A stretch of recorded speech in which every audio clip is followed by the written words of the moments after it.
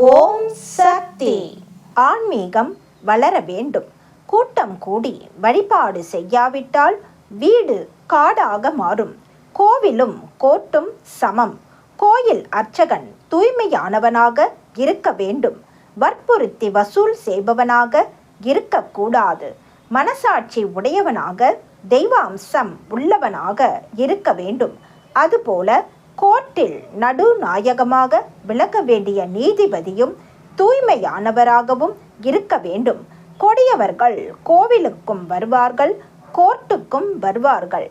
அன்னையின் அருள்வாக்கு. என்னுடைய அருள்வாக்கு என்ற பாத்திரத்தை பயன்படுத்தி எதிர்கால வாழ்வினை அமைத்து கொள்ள வேண்டும்.